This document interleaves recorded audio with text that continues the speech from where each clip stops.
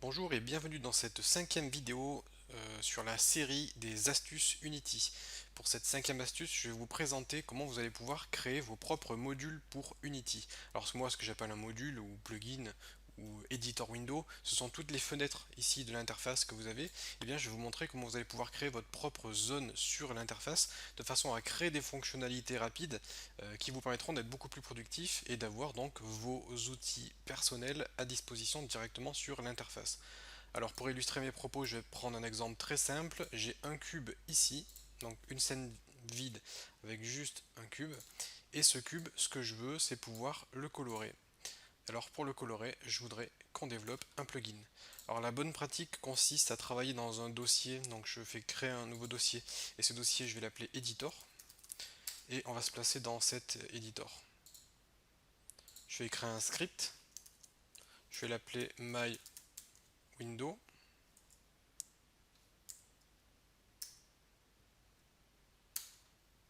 et je vais éditer le script.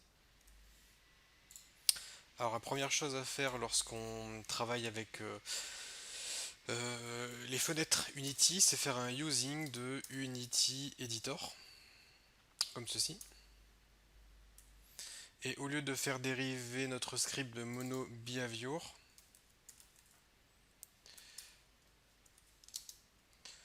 on va dériver de editor window.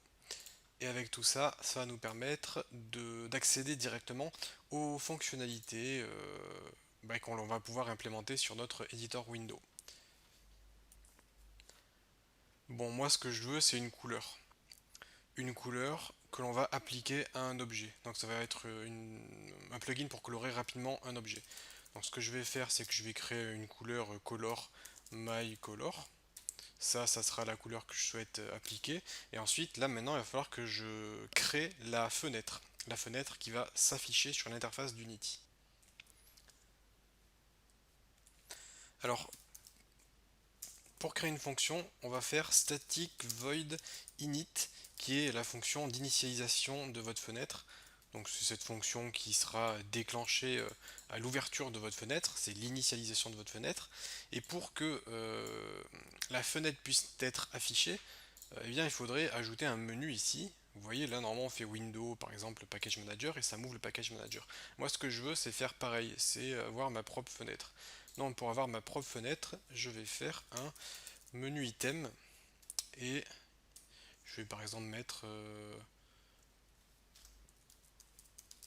debooker slash my window. J'enregistre, je retourne dans Unity, j'ai bien le menu debooker qui apparaît ici et j'ai bien le sous-menu my window. Bon, je peux mettre un D majuscule à debooker, ce sera plus joli comme ceci. Donc maintenant, ce qu'il faut faire dans la fonction init, c'est afficher notre fenêtre.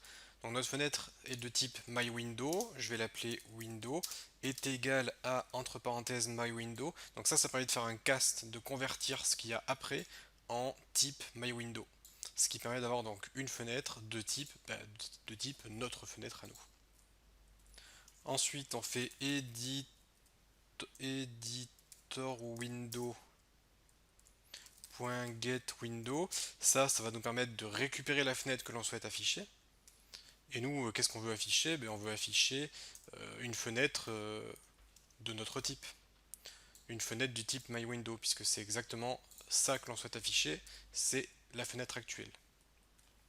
Et une fois que votre fenêtre est récupérée, donc elle est stockée ici, elle est stockée dans la variable window, il suffit de l'appeler et de faire .show de façon à pouvoir l'afficher. On va dans Unity, je clique sur Debooker, My Window, et là j'ai bien une fenêtre qui s'ouvre, et cette fenêtre je peux l'ancrer où je veux. Bon là je la ferme puisqu'elle est vide, elle ne sert à rien, donc je ferme la fenêtre et on va retourner dans notre code. Donc notre fenêtre est vide.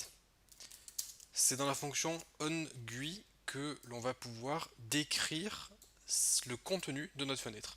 Tout ce que vous pouvez, enfin tout ce que vous souhaitez afficher dans la fenêtre sera décrit dans le onGUI. Par exemple, imaginons que vous voulez afficher un texte, vous faites GUI layout label www.debooker.fr. J'enregistre, je vais dans Unity,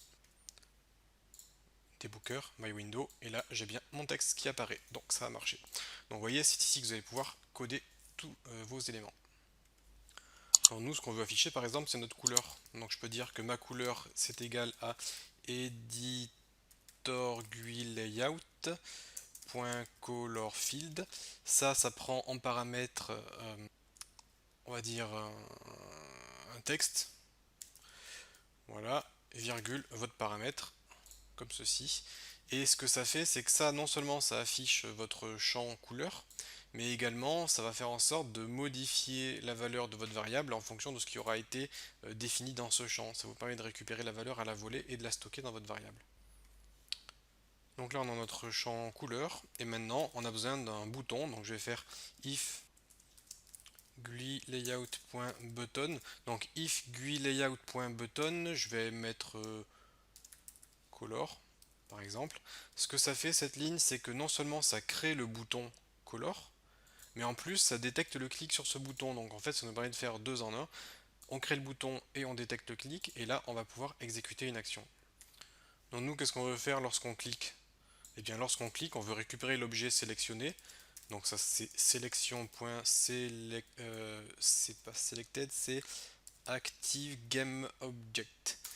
Ça me renvoie l'objet actif. Donc ça me renvoie un objet de type GameObject. Et l'objet actif, c'est l'objet qui est actuellement sélectionné. Donc si je clique sur notre cube, et bien ça sera le cube. Ce que je veux faire ensuite, c'est .getComponentRenderer .material.color est égal à myColor. Donc lorsque je clique sur le bouton, je veux récupérer l'objet sélectionné, accéder à son renderer matériel color et appliquer ma couleur. Donc je retourne dans Unity, debooker, my window, ici j'ai ma fenêtre qui apparaît. Je peux sélectionner une couleur, puisque j'ai un color picker.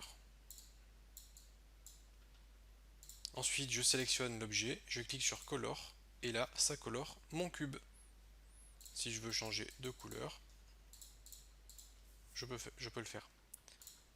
Donc voilà, vous avez vu comment développer un petit plugin pour Unity, une fenêtre qui peut s'ancrer n'importe où dans votre interface, une fenêtre sur laquelle on a créé un petit raccourci avec par exemple un outil qui permet de colorer un objet. Là c'est un exemple très basique pour vous montrer comment ça marche, mais vous pouvez faire des choses beaucoup plus complexes et faire des choses donc vraiment très poussées. Tous les studios ont leurs propres outils pour Unity, ça permet de gagner vraiment beaucoup de temps, et ça permet aussi d'éviter de réécrire des choses répétitives. Par exemple, dans tous vos jeux, vous avez besoin d'un personnage qui se déplace, et bien vous pouvez créer des modules qui généreront plusieurs types de personnages en fonction du type de jeu.